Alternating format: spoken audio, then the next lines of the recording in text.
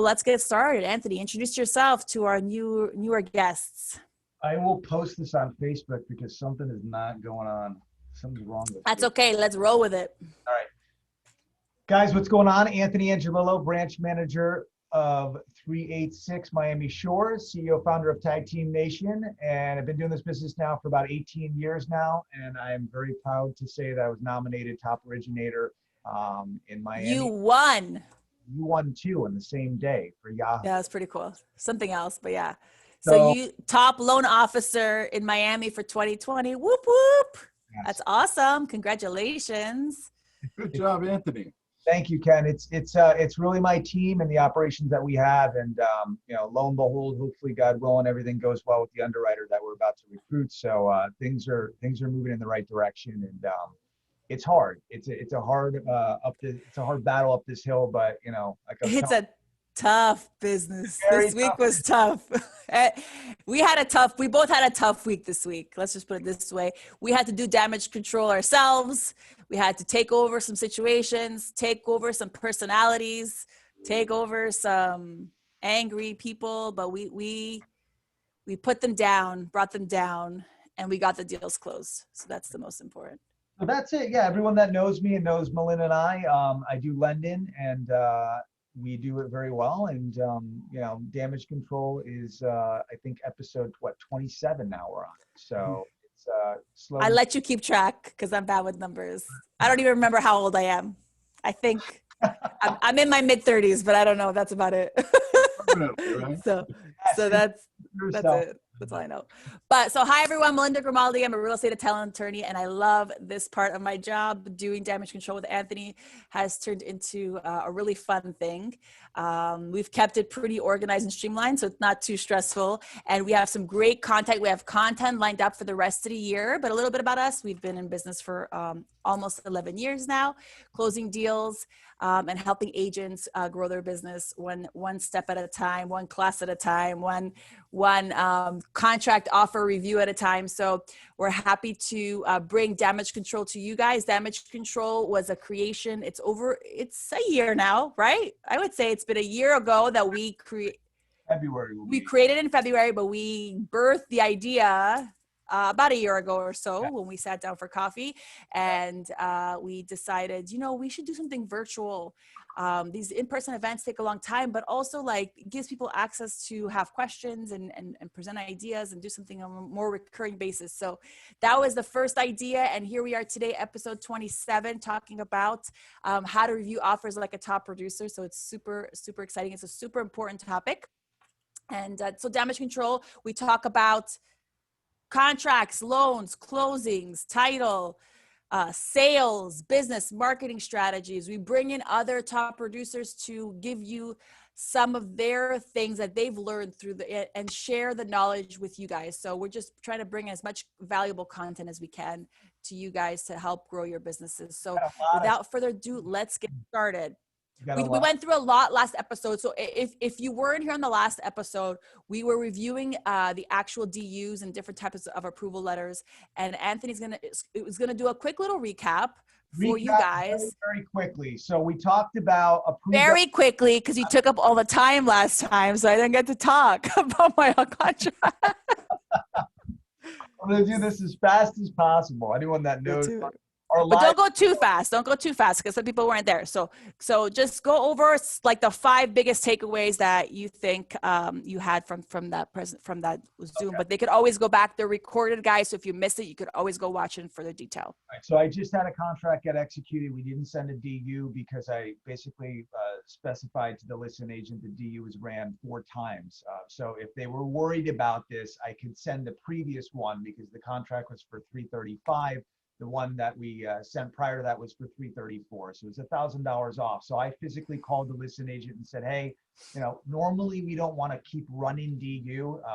The system doesn't like it. And if I'm a good listing agent, this is what I'm looking at. Why am I constantly running DU? Is there an issue with it? It's very important to analyze DU findings. That's one. Seller's concessions, we went over. Risk eligibility on seller's concessions. Capping out the seller's concession, which in this market right now, you're not going to see any seller's concessions. People are going to over asking price. I've got many cases like that. But if there's issues with reaching the cap limit of FHA, let's say hypothetically speaking, going up to 6%, this is something that I would look at as a buyer's agent and a listing agent as well. Okay, so when running DU, seller's concessions, this is what we talked about on our last conversation. All right, lates on student loans. We had this issue last week, I believe. We run a CAVERS report on all of our files prior to any approvals to see if there's any risk or claims or defaults on those student loans. A is good. That means we're good as gold. If there is a C or a D, a C for a claim, that person needs to contact whomever their Navion, Ellie Mae, whoever the student loan provider is, to give us more information to see if that claim can be removed or if we can try to address that claim. But the point here is that if you don't run this, underwriters are going to run it, and this is going to kill your deal. So very important to look at DUs to see if there's any student loans and lates. All right. Real estate owned is another thing, and we look at this all the time. There has to be 2 years with work history. And if there's equity in a real estate owned, are they taking the equity and they putting that money down on a new home? These are the things that you want to analyze as a buyer's agent, a listing agent, to say, hey, is that home being counted against the DTI? Is it free and clear? Ask these questions. Don't feel like you're asking too much and you're going to bother the buyer's agent or vice versa, the listing agent, because you're trying to get the deal. You're educating yourself. They're going to say, oh, that person knows what they're talking about. They're asking validated questions that you should ask. 2 years of work history. We have COVID. Ken just talked about the cases. That is something we want to talk about. Is this job 2 years? Are they on furlough? Is it a stable job? Is it a government job? What type of job is it? Because people are being laid off and people are just going back if they were furloughed. Number 6, which was the last one, I believe, is assets. $10,000. If you see an even number in the bank, there's no such thing as an even number most of the time. There could be. That person should play the lotto if that's the case, but I highly, highly doubt that it's going to be $10,000. So that means your loan officer is either manipulating the system to get that approved eligibility because there's a gift in cyberspace somewhere that's going to come in and they're going to try to piece the deal together. That is going to be a recipe for a rocky road and a long closing if there's not enough funds. So these are things that I would look at. The asset. Rocky road, good flavor of ice cream, not good flavor for a closing. So, all right. Stuff that you want to look at though, because you know, is there a 401k? Where's the money coming from? We have clients in the other room right now. First question I asked, how much money do you have? Okay. Question that I heard was not enough money that they needed to close on a $300,000 home. Next question, any 401k? Yes, bingo, done. All right, now I know I can liquidate from 401k. I'm going to put that in the assets. It's important to be transparent to the buyer's agent and the listing agent. This is stuff that you want to go slow and steady with because sending a DU is going to bite you in the butt if you don't send the correct. And the reason why we're showing this to you and giving you the tweaks about how to look at them is because just because you get one doesn't mean it's a good one. Yeah. I want to remind you guys about that. I've seen DUs that were like with borrowers that were denied being presented with offers. So look and pay attention. And that's why we're giving you these tweaks so that you're not one of those agents that takes a DU and thinks it's stronger than the other ones. And it's actually a denied one just because it's a DU. Be a DU. Clinton, we're gonna have him back on the show. Shout out to my man, dude, Clinton Williams. Guy knows his stuff. Guy's been doing this for so long, but he wants a second voice. Sometimes he wants a second pair of eyes. Not that he doesn't know his stuff. He just wants to say, hey, Ant, what do you think of this? And he'll show me the DU, and I'll tear it apart and say, don't like this, don't like that, because he's a listing agent. So at the end of the day, DTI is everything. Okay, this right here is not good. Okay, if you see anything that is pushing the envelope, what if the insurance comes back higher? Marilyn and I had an issue with that with insurance. Okay, the premiums were through the roof. She found an amazing place that had low insurance, and we obviously closed the deal. But that could be a recipe for disaster. So, you know, front end housing ratio and back end DTI is extremely important to analyze, and making sure that the monthly payment on the deck page of that DU is broken down appropriately and not $100 for insurance on a $500,000 home. Okay, we know that's not going to fly. It's not going to be $100 for insurance if they're trying to make the ratios work. So this is important to analyze. And the last thing is credit scores, guys. I mean, we know that we can entertain 580s. What is the pricing going to be? Pricing is not going to be the best. Are there any points associated with that retail lender or wholesale lender? That is money that might affect assets, that might affect the DU. So these are things that you want to analyze like a chess game, thinking 5 steps ahead of the crowd here. All right. So that's to recap everything. I know that I rushed through that, but we went a 2-hour segment last time over this. Yes. So to recap, try to get a DU if you can. Look at it. Pay attention to the details. If you want help, ask your people for help, right? Because you're not an expert on DUs. I'm not an expert on DUs. I ask when I'm helping a seller and there's no agents involved. I've seen those before, and I'm like, let me see what I got here. Let me forward it off, and then pay attention to those little things. And then if you only get page 1, Anthony, what do we say was page 1 is worthless, right? If you're getting a page 1 of a DU, think of it like you're not getting a DU. It's worthless. I mean, you don't want to do that. You want to do things correctly. Noel specified that last episode. Page 1 shows a lot. Don't get me wrong, but I mean, you really want to analyze everything and do it the proper way. I've learned that the hard way and the easy way. You don't want to take the easy road, and you just want to go slow and steady and ask your lender, whomever you're conducting business with, hey, can you take a look at this? You know, what would you do in this scenario? Does this work? It should be Miami's top loan officer, right? If you are, it's just my opinion anyway. So just throwing that out there, people. If you haven't already used Anthony's team, they are top notch. Plug. I wasn't paid for that plug. But anyways, moving along. Okay, guys. So just as important as the actual pre-approval or DU, whatever document is being presented to you with your offer, if you're the listing side or if you're the buyer's agent, is the actual offer itself. So I'm going to give some tips and tricks and things that I look for when I'm either reviewing or preparing an offer, so that you guys can do it better or tweak and make your game a little stronger moving forward. So super, super important is to understand, we're going to just talk about first step. Like first step is like filling the parties' names properly. Looking at the property appraiser does not give you always all the information. And I'm telling you this because if you see the words ETAL on the property appraiser, that's not somebody's name. Etal, ET, it's like a Latin word. I can't tell you how many offers I've seen, contracts I've seen, where it actually says ETAL. That means that there's not enough space on the line for all the names, and you need to click further to get all the details. It's imperative that your offer, like to be taken seriously, like have the right seller's name on there and present it properly. Because if you're starting off with an incomplete offer with incomplete names, and right now we're in a multiple offer situation, it reflects poorly on the agent not having their game together about presenting the right offer.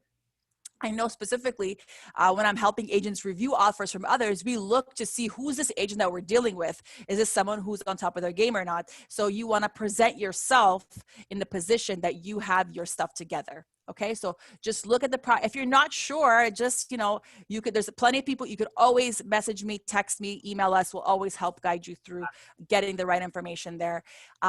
If you see EST on there, if you see a couple other, there's a lot. I just taught a class to my team yesterday, did a training on all the different like lingos that you find on the property appraisers that give you a hint about who should be signing and who should not be signing and what's important. So maybe that we could do a quick training on that or something one of these days, but it's a little bit of information that goes a long way. So make sure obviously the information in your offer is correct. I'm not going to go into that, but one thing I will talk about in personal property, if you're the buyer's agent and there's a washer and dryer on the property, make sure you add that to section 1D,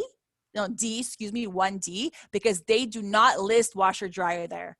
So if you have a pain in the butt seller, you will have a pissed off buyer when they don't see a washer and dryer at final walkthrough. Just a little nugget there. And it's super important, and it usually doesn't come up, and the washer dryer is usually there until it's not. So just a little reminder there. If you want that second fridge in there, even though fridge is plural, I would just add it, that chest freezer, whatever appliances, it's not specifically itemized there. Just write it. Second fridge and garage or whatever in like washer dryer, just add it in the line, other personal items to be included. Add everything that your buyer wants included. Usually the listing might have some pictures. You refresh your memory on the MLS, should have some pictures. You can go through and get that information there. Okay. All right. So if you're gonna put a purchase price after the deposit, if you're gonna put an actual loan amount manually, if your thing doesn't do the math for you, make sure the math is right. I've seen math be wrong on several occasions. It makes your offer look bad if they catch it, if they don't catch it. It just causes for confusion later on sometimes. So just make sure your math is right. It's as simple as that. Okay. Now, I'm going to move straight to the nitty gritty. When we're talking about financing, when you're reviewing an offer, okay, and you're getting a DU, make sure, whether you're a buyer's agent or the listing agent, you're going to either fill it out properly or make sure it's filled out properly. Make sure the type of loan in the DU or the loan presentation that you're getting from the lender matches the type of loan that's being checked off on the contract. Okay. Either you have miscommunication, poor communication, and dysfunction on the buyer's team of professionals, whether the lender's not communicating properly or the agent didn't know and they just put anything, or there's a problem for your buyer if they're applying for the wrong type of loan, because technically then they could be in default if they get denied the loan at the end of the game and trying to get around it. So make sure that the right type of loan is applied there, and every type of loan has different triggers for different riders and things. So you want to make sure that the right type of loan is there so you have all the right pieces of the puzzle. That's interesting that you said that, because there's a lot of the times that products switch, right? And that's something that we come across quite often, is if we're going FHA first and then, you know, we're up against, you know, multiple offers and we can go conventional, obviously we're going to switch that. So the communication is key in that. And that's why. And I think that you could probably add an additional section, borrower shall apply for both types of loans to determine whatever. And as long as you disclose that you're trying both options, don't just put one and then if you get denied that one and you get denied the other one, and then that's where the problem lies. Absolutely. All right, let's talk about loan approval. This is obviously a hot topic all the time. I'm going to talk about it in two different hats, right? If I'm wearing the listing agent hat, I want to minimize that loan approval period as much as possible, right? Because I want to lock that buyer in, and I want to make sure that they're getting their stuff on time. The reality is right now, though, I think on the seller side, listing side, and from what I'm seeing in terms of volumes and pipelines from lenders all across the board, no matter who they are, there's just so many loans. So it's taking longer. And if you put 20 days, you're probably, unless they really submitted everything early and did like a DU type of, where it's just property pending type of offer, which is not as common nowadays because there's so many things in the pipeline. I suggest, you know, you could push for 20, but you're going to get if you have an organized buyer's team, they will request the extension. If you're on the buyer side, like what I do for my own offers is match closing day, loan approval day, because it ain't over till it's over.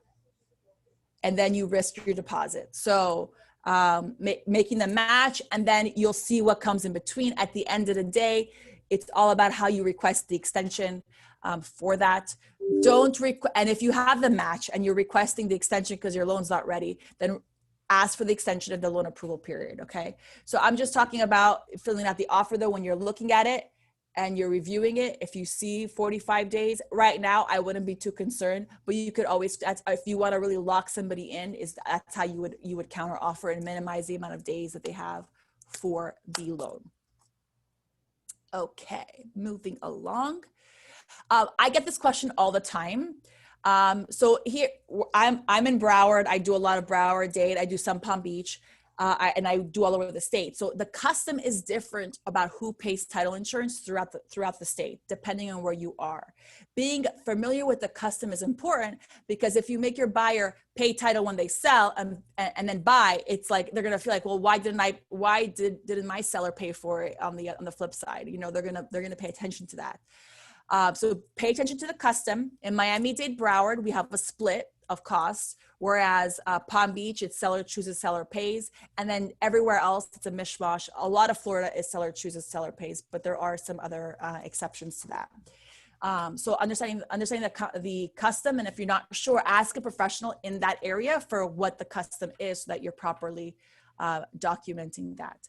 So here in Broward and Dade, which is where most of you are that I know and I see familiar faces, Broward and Dade, sometimes I get the question, what's the difference between Miami-Dade Broward and buyer chooses, buyer pays? Because in Miami-Dade Broward provision, the buyer chooses, buyer pays, the buyer is choosing, but the seller's paying certain things. So what is the difference between the two? The difference, I will say in monetary figures, is about $500 to $600. It's the title search fee and the city lien search fee. Okay, so it's about anywhere from 4 to 6, depending on the vendor and the city. Okay, so that's a difference. So are you going to make a big stink about crossing that out? I don't know. If you have a seller that's really short and like cutting it very close with their payoff, I would switch it to buyer designate, buyer pay, so that you could remove that off there. It's always up for negotiation. Any of these can be chosen. It doesn't matter what the custom is if you tweak things around. I know agents that will adjust, like that have buyers that will adjust that their buyer is going to pay for title in Palm Beach, just so we have control of the transaction and we adjust the price accordingly, or we create some sort of closing cost credit.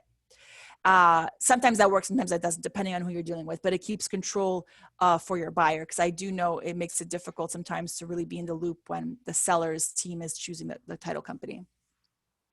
Long story short, the difference between buyer choosing, buyer paying and Miami-Dade Broward is about $400 to $600. So that's the difference. That's what you should be ready to respond if someone asks you what the difference is. And if you are seeing if you're reviewing the offer and your seller is short, you could pick buyer shall designate, and that will basically save them $400 to $600.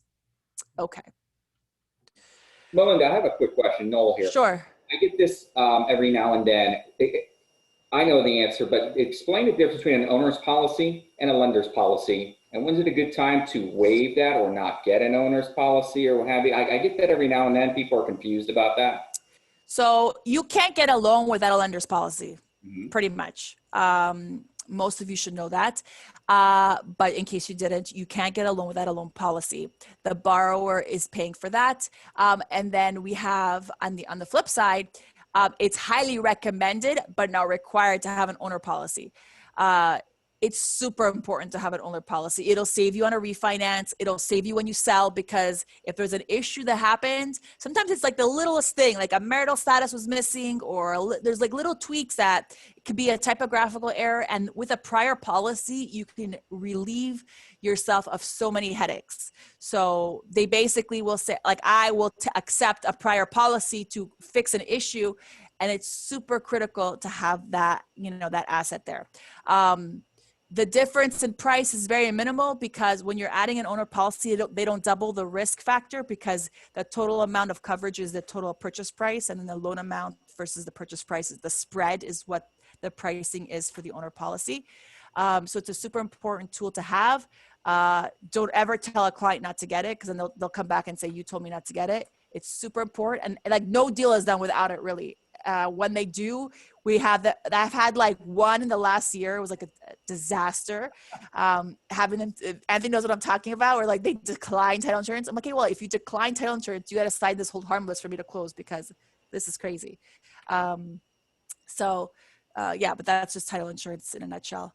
And it's a one-time fee. So sometimes they think, well, like insurance is something that's going to keep recurring. No, it's a one-time fee paid for a risk that happened prior to closing. All right, so moving along, there's a bunch of disclosures. There's a bunch of standard language. Now let's go to inspection periods. That's what I'm gonna talk to you. When you're reviewing an offer and you see 15 days, you should be crossing that off and reducing it. Like 7 days is more than enough time for an inspection, unless you have a very particular scenario where there's some logistics that need to happen with regards to your buyer, your inspector, something. I would suggest only putting a maximum of 7 days if you're making the offer yourself, because you can get any company now, you can get an inspector to go out within the next day and your report same day, next day. Like there's no excuse of why you're taking that long. What about Unless it's an out-of-state buyer and they got to fly doesn't down? matter. That doesn't, unless they got to, the buyer doesn't even need to be there for the inspection to happen. The agent's just got to be there to open the door, because the buyer doesn't know what they're looking at, you know? And you got to factor yourself in, you know, for traveling if you're going to make an offer without seeing the property. Regardless, I think no offer should go unless and if you do have a reason, I would communicate that with your offer. Say, listen, we have this many days. It's for this specific reason. So communicate why that is longer. But there's really no reason to have more than 7 days. I don't know if anyone agrees or disagrees with that. You could put in the chat, you could turn off your mic. But I think there's so many inspection companies out there that could do it so quickly. I think we're good with that. Okay. Let's see here. Moving along to the next issue. Let's see. Okay, let's go to the riders. Make sure the appropriate riders are attached. If you get an offer with a condo or with an HOA and that buyer's agent has not crossed that off, make sure they're aware of it. Prepare the information. You never know who you're dealing with, depending on either side, right? So make sure that they know what the fees and dues are. Fill it out, give it to them right away. The lender might not have taken that into account. They might not know the type of property. It might throw everything off in the mathematical equation for the loan. So if you're seeing it missing and you have you have a problem there, either they don't know what to do or they didn't realize it. And either way, you know, that's a red flag, because, you know, we're stuck with these professionals for 30 to 45 days. You're dealing with them. So if you have a choice, right? Sometimes more. It's like sometimes there's those deals that stink that just can't get out of your hair and like they start to smell.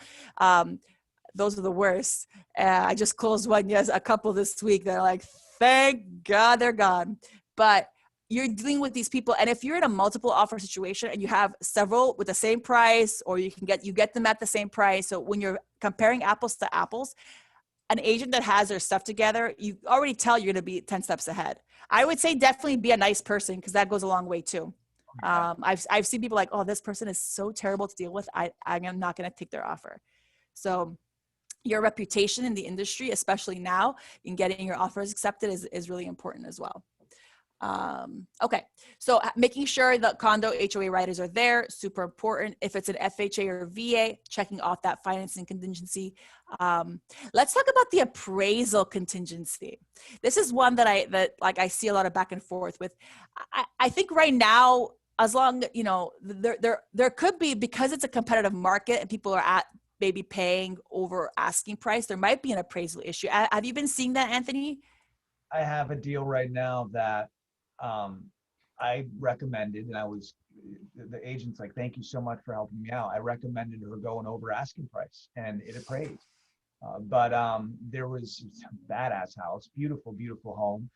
And she did put on the contingency that she would pay $7,500 over appraised value if it didn't come in. So basically that contingency, if it didn't come in, she would make. Is that my deal? I think that's my deal. I think so too, yeah. So, but yeah, I was going to talk about that. So that's a good way to do it. It's just, how are you going to make your deal stand out? That's, you know, a good way. But make sure you do your BPOs. You know what I mean? If you think the client's paying or overpaying for the house, and, you know, make sure those BPOs are in, so you're doing your due diligence as a buyer. Okay, so exactly.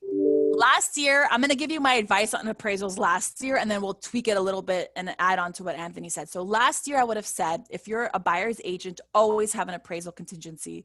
I think that the client expects to have their offer contingent on appraisal. And there's some technicalities that if it's not there, you waive it. So you want to have it in there. You have it in there, you present it based on the purchase price. You might get some pushback as a listing agent. Why do listing agents hate appraisal contingencies? Why do I hate appraisal contingencies? I'll tell you why. Because we only hear about the freaking appraisal like 5 days before closing. And you're like, what the hell? We're working on this file for so long. We're wasting all our time and energy, and the property didn't appraise. And now the seller and buyer have to like come to an agreement. Otherwise, we're going to have a problem, right? That's why everyone hates appraisal contingencies more than the appraisal itself, because everyone understands the concept of an appraisal, right?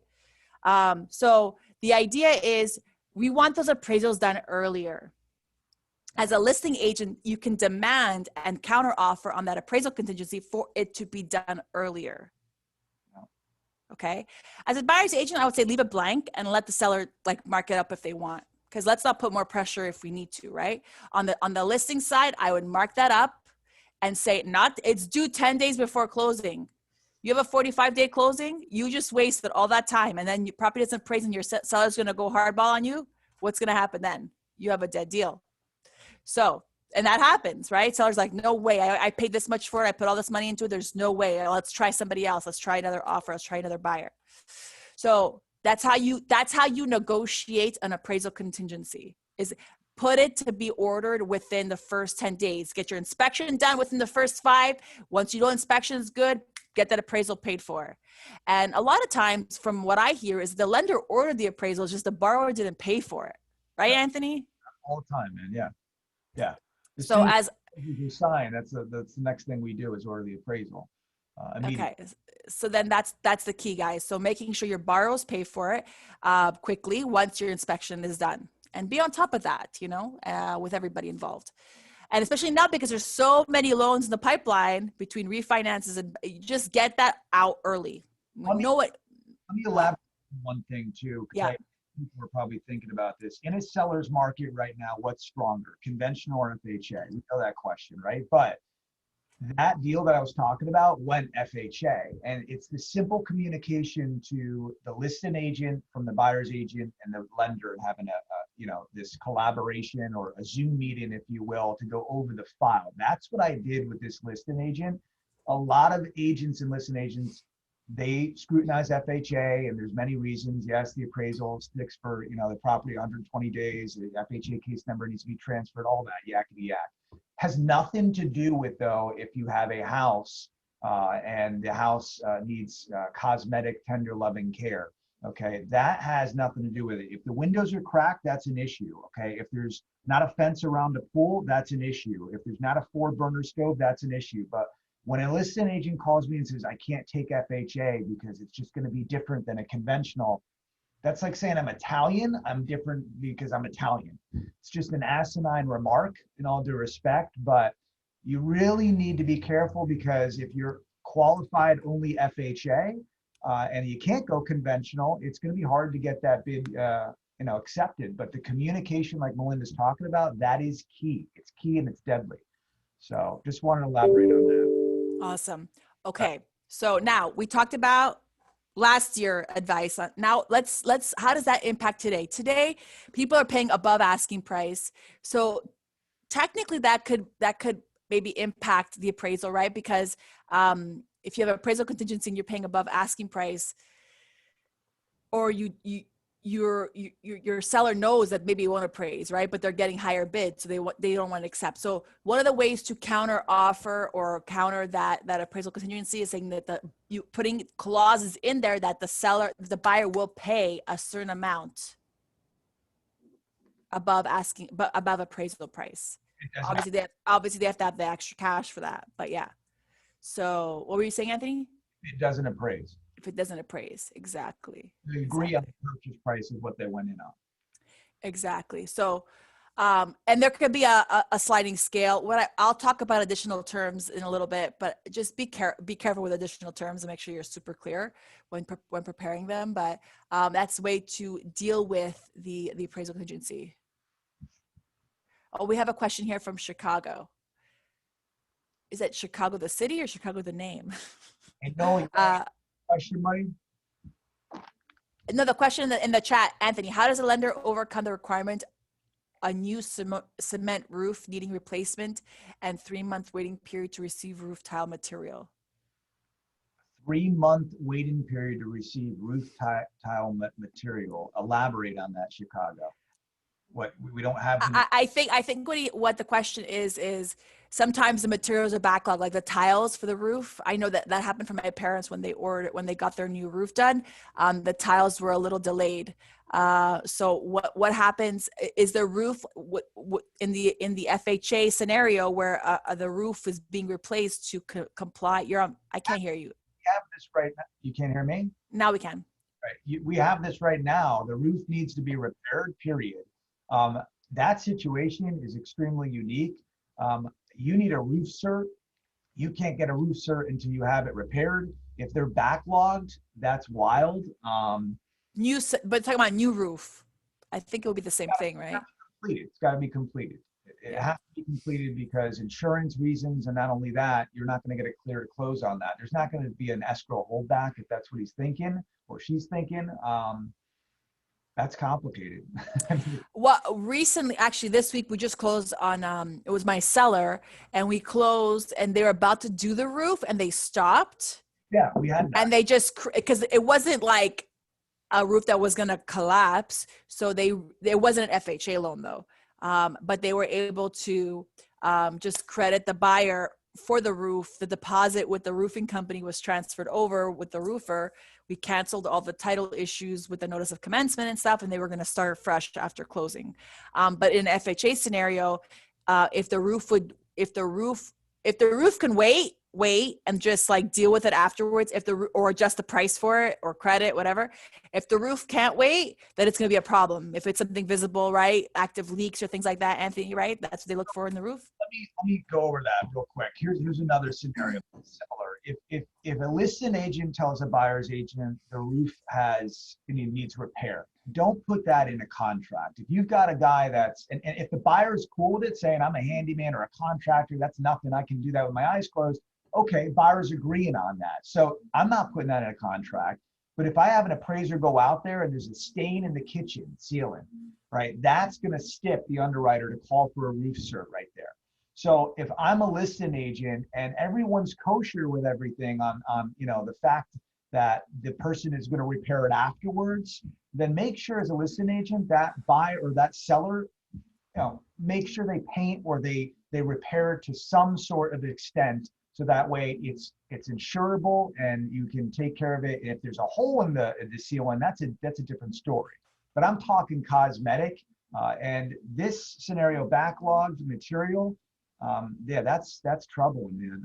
I'm not going to lie to you. That's a hard position right now. So you're not closing that until you receive that and you have that roof cert, if they're asking for that, or if the appraiser notated that on their appraisal report and now the underwriter's stipping for that condition, hence a roof cert. You're opening up a Pandora box. So sometimes it's wise to analyze before you execute, right? The first thing I think about, if I could add to that, in that situation, if financing is necessary to close the deal, if that means cash offers are off the table, that isn't lender specific. Every lender out there is going to have the same issue of having a roof intact because that's the collateral behind a transaction. So if you get pushbacks, I think the question was, how do you overcome that? Well, you're going to have to get it fixed regardless. It's going to have to be addressed. So whether it's lender A, B, C, Z, they're all going to have the same thing. And to overcome that is the lender that you referred or one that you're working with, we've got all the information already. The file is approved. We're ready and rolling. Why switch lenders for something that isn't lender specific, right? It applies to all lenders across the board. So you wouldn't want to bail on that situation and start the process all over because of something like that. To address Anthony's other issue, it's a slippery slope. I agree with everything you said about a stain on the roof.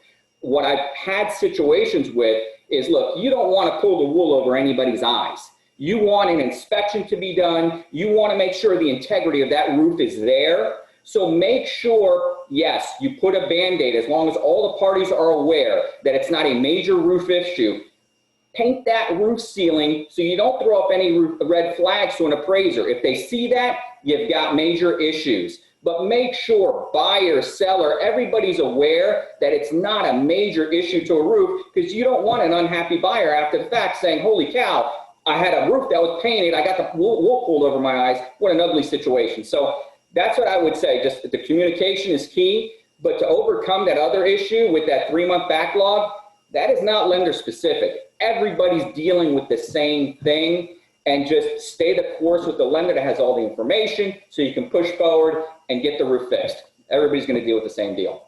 Same thing. And if you're a listing agent and they do fix the roof, freaking have them paint the ceiling so the water, like for crying out loud, that happened. I actually, that happened in the house I'm buying. Like I have a brand new roof and they didn't paint the ceiling. There's like water stains. I'm like, are you sure this is not from, a new leak? They're like, Exactly. it's like creates extra questions that don't need to be there. For like $5 worth of paint, because it's like a small little area, you know what I mean? You can get a sample and just paint over it. And that isn't just roof, guys. For a listing agent, make that property as marketable as possible. And I know I'm kind of being repetitive here, but if there's a crack in the sidewall foundation that you discover isn't a real issue, for God's sakes, go out there, slap some paint on that, seal up that crack, make it look nice. If there's a step or a tile that's broken here or there, that's a hazard that an appraiser is going to key in on. And it may not be an issue, but an appraiser is going to note it in the file. And if an appraiser notices it, the lender's anteing up 200, 300, 400,000. They want that collateral to be intact. You just put off all kinds of red flags and alarms for something that may not have even been an issue if you would have addressed it on the front end cosmetically. So that's a whole other episode, how to prep your listing. Idea, Anthony, there. We'll talk about, we'll put that on the list. On and on with that. Love it. Okay. So we talked about appraisal contingency. I'd love to talk about right now is deposits. That's my next thing. Mm-hmm. So obviously there's a few things to consider. You don't want to put too much skin in the game for your buyer where then it becomes a problem, right? So depending on what type of loan, how much money you're putting down, you got to look at all that thing, the purchase price of the property, of how much you're going to offer for the first. I would say split it up, first and second. Put the second portion of the escrow after the inspection period is over, and your buyer's moving forward. That's how I do it when I'm preparing them. But I would say on the listing side, pay attention to, especially if you have a condo, pay attention to the loan type. We had a whole class on this, but we can't not talk about this in this episode because it's just as important here. Is make sure there's a few things. Some condos require 20% down, no matter if it's a loan or it's a cash deal. So just be aware of the rules of the building that have your listing in to know about that, because they will literally make you amend your contract and make the buyer put 20% down, even if they're paying cash, because they have some twisted reality of what like down payment is.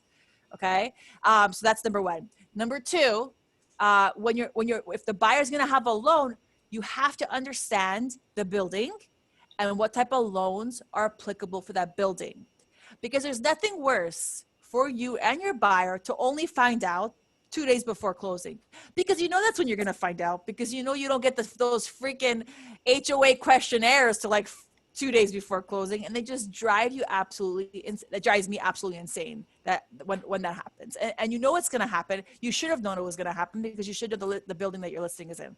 So it's your job to ask the questions, call the office, and know so that when those offers are coming in, and there's litigation, or there's not enough insurance, or there's not enough reserves, that you have the right things coming in, that you entertain the right offers. Anthony, would you like to add to that? I'm reading the text over here. Entertain your offers. Yes. Listen, guys, you've got to get the HOA questionnaire, but there's a couple other things too. Marilyn had this as well. You want to know the age restriction if they're in a 55 plus community. You want to know if there's a credit score restriction as well, because I've had this scenario that they only take a 620 or a 640. And very then important. we are with a contract, and then we just found that out. Why didn't the listing agent notate that on the MLS? Do the job for the listing agent. When in doubt, do it yourself. That's what I always say. So make sure that you're checking out the HOA questionnaire, our tag team cheat sheet. I'll put it in here as well. Because Shauna, she uses that every time she has a contract. She's always analyzing that stuff and sending us the budget. So we're doing that analyzation for her. So would you say the budget is like the most important document to like? First thing I would get is the budget. The first thing I would get is the budget. And then I can tell you, yes, 10% liquidity, we're good. Now we have a shot of doing 5, 10, 3, 15, up to 20% down up to primary home. But that's the first thing I would do. So you're saving yourself time. If the buyer wants to go out there and view the condo, I would personally say, let's get the budget first. Okay. It's just the right thing. If I was a listing agent and I'm going to up my game with listings, I would put the budget in the MLS. Get it up front, put it on there. This way the buyer's agent, if they're savvy enough to understand, they know this is not for my buyer or not. This is for my buyer or not, right? Yeah, we've got a cheat sheet that goes with it that it's so easy. You just add in, dividing 2 numbers together. Like, come on, very easy stuff, but know how to do that. So then you're not at mercy and you're handcuffed, and then part of my friend shit hits the fan, and now you look bad because you didn't do the due diligence, and the buyer's saying, well, I've got this buyer's agent representing me. Why didn't she or he know that? It's a slippery slope, man. It really is. And let me tell you this. So the loan approval period, but once you pass it or you get your loan approval and then the budget comes back or something comes back with the condo making the loan not approved because of the building, it's not settled law if that's going to get your buyer. Like, no one's sued on that yet, so we don't know how that's going to turn out. And so it's not settled law. So if you have to be extra careful with your loan approval period. It's like clear to close when you have a condo. If you don't have clear to close, it doesn't matter. That building needs to be approved to be able to get your loan approved. And if that's not done, I could argue it either way, depending on what side of the fence I'm on. Because there's an exception, property related conditions, to get your escrow back if your loan is approved. But what does that mean? It's not defined.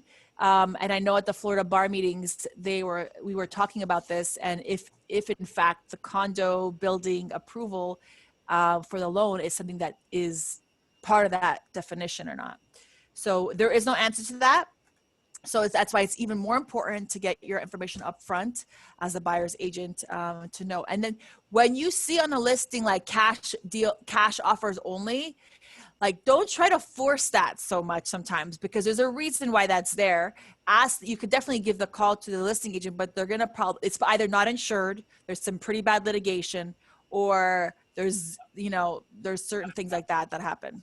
Yeah, we have something else too, Anthony. Another requirement that I see up in Palm Beach is LTV, loan to value. There's a lot that require 20% down in order to be able to. Yes. So just keep an eye on that. As far as the budget is concerned, we're working on a file right now. Melinda, you would love this. When we get the budget, it's handwritten on a loose leaf piece of paper. Oh my. Yeah. So, you get one of those and you're thinking, this is an entire condominium project and this budget looks like I jotted it up on a yellow loose leaf piece of paper. So, you know what? And this is kudos to, the #1 loan officer down south in Miami, Mr. Angelillo and his crew. We went and got the condo team over there to redo their budget and make it official. And then we have to prove that it's been disseminated to all of the people in the condo. Got it done. So there's a way around it, but you can't have handwritten budgets. I mean, it's just, these are things as a listing agent, as a buying agent, you want to take a look at. There's no lender that's going to be able to push that through the system. So just another heads up. Yeah, that just doesn't, you could tell it doesn't sound right? No, it doesn't look right, it doesn't sound right, Yeah. So we have a few minutes left. I don't know if anyone has any questions for us about DUs or reviewing offers, anything of that nature. I don't know if anyone has any questions. No, yes, no, yes, no. Okay. Oh, yes. Yes, Marilyn, please.